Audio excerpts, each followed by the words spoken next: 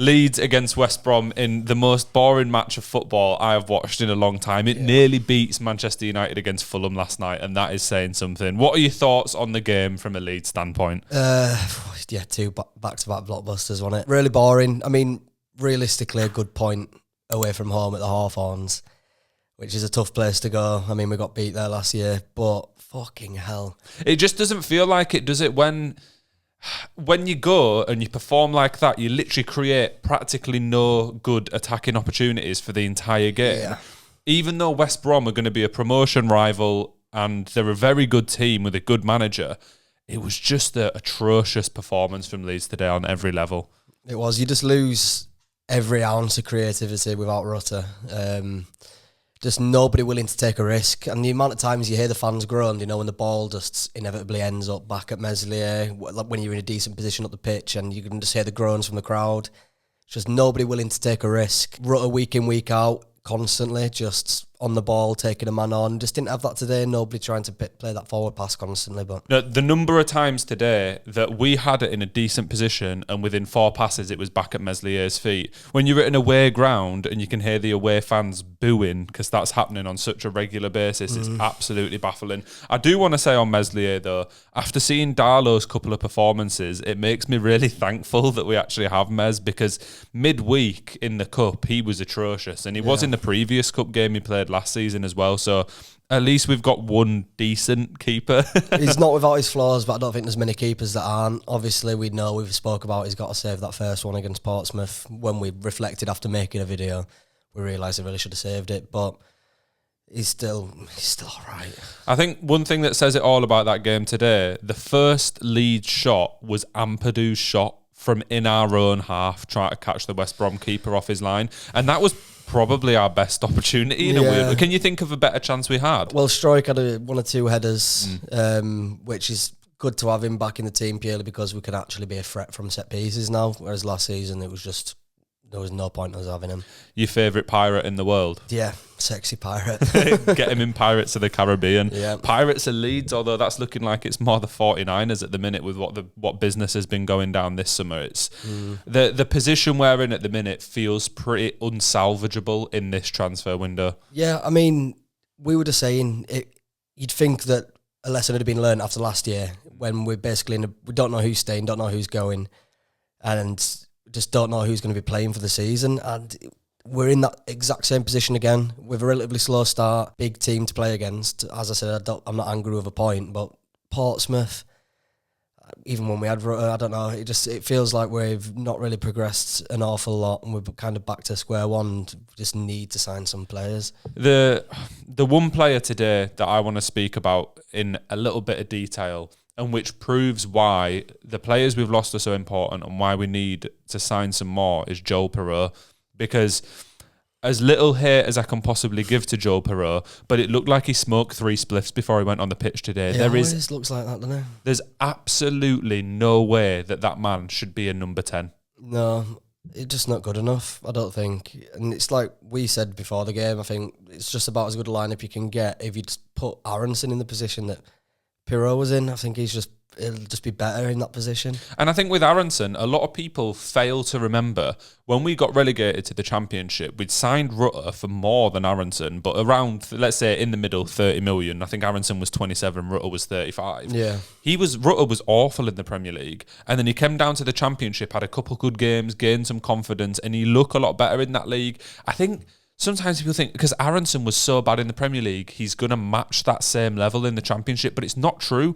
Against the majority of teams, especially bottom half teams, it is the gulfing quality between that and playing against even a Crystal Palace or an Everton is huge. Yeah, so it's different, isn't it? It's a lot different when you're in the Championship now. Even with the squad still great squad, you're going to be better than a lot of the teams that you play against. Whereas when you're in a relegation fight with the squad that we had then as well, you're constantly playing against teams that are going to be better than you in pretty much every department. So it's obviously going to be a struggle. So you just give him, I think he's going to be a good asset for us this season, really. Yeah, I agree. I just think it's a pretty sad state of affairs when Nonto and James are our key players, when last year it was our key exciting attacking players. Those two great championship players, and to be honest, it still wouldn't surprise me if Nonto went. Yeah. But in comparison to having the creativity and flair of Rutter and Somerville last year, it really doesn't compare at all. And one thing that I feel like a lot of Leeds fans are failing to pick up on is the lack of leadership and older players in the squad that can kind of take you through in a difficult moment. Obviously, I think it was time for Cooper and Ayling, etc. to go because they weren't as good as they used to be. But now if you look at our starting lineup today, there's barely any players who are like regular championship players who, when it gets a bit tough, can drag you through a match. I think Rothwell's probably one of those, and he's looked promising, but we're missing a bit of grit, if that makes sense. No, it's a good point, because when the going gets tough, when the players aren't used to it, you've seen at the end of last season, it kind of just completely capitulated, didn't it? Obviously losing 4-0 away at QPR, just losing at home to people who are battling relegation. It's just, you need them players that can galvanise the whole group. They've kind of been there, done that, worn the T-shirt, but I just think with the players that have gone, with how heavily we kind of relied on individual brilliance to pull us through games and create moments, where is that coming from now? I think we spoke about this. There's a question for me personally now about Daniel Farke. Last season, with the squad we had, we should have finished second or even won the league. There is no doubt about it. I appreciate it was a bit of a difficult start to the season, but it was that ending period, which you said a minute ago, where the wheels completely fell off. That's what made us miss out. We had at least the second best squad in Championship history, in my opinion. Genuinely, if you look at those, I mean, we've just sold £150 million worth of players, which proves the quality that we had. Yeah. The fact we didn't get promoted and we bottled automatic and then bottled the playoffs, now this mass exodus means we need a manager who actually has a good tactical plan in order to get us promoted. And I personally don't think that Farke has the know-how to do that without amazing players. No, I think you're absolutely right. I mean, I know it was a bit of an anomaly, I think that's the word, with Ipswich last season.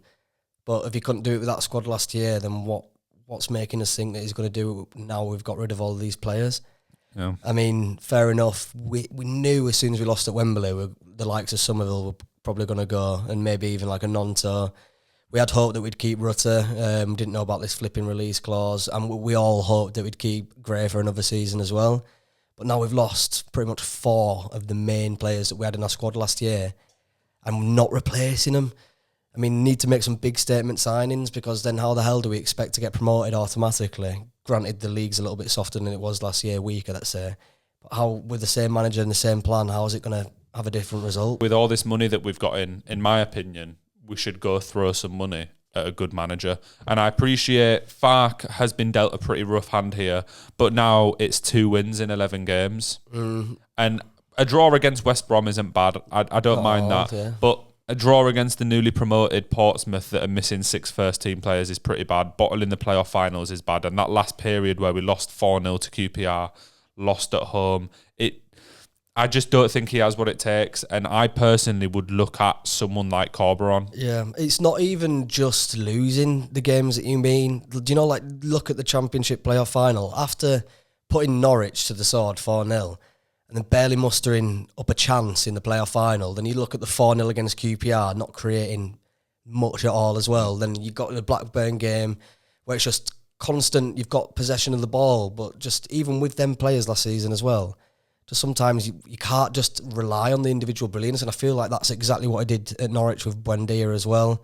They were a lot better with him, obviously, than without. They really struggled to win games and get across the line. And they now, had Pookie as well. That's what I mean, Pookie Bear. And now that individual brilliance has been stripped away. Where does that leave us in wanting to get promoted automatically? We need to sign some players, man. Yeah, we really need to. We've got Harvey Price playing as a centre attacking midfielder. It is actually not looking good. But what were your thoughts on West Brom today? Because they're going to be up and around the playoffs. I predict them to finish in the playoffs. How did you think their performance was? Just solid, but it's just proper Brexit style football, isn't it? That just relies on set pieces and long throws. I mean, if it works for them, and it probably will, that's one positive I'll take away from today. We defended these set pieces and long throws really well, and it's a blessing to have Pascal back in that back line, because it just solidifies it and it gives you a bit more of an aerial presence. Yeah, I completely agree. I mean, they're a good team and they're going to get results against plenty playing like that, but didn't excite me either. But I didn't watch the first game, so that's probably about all I can say.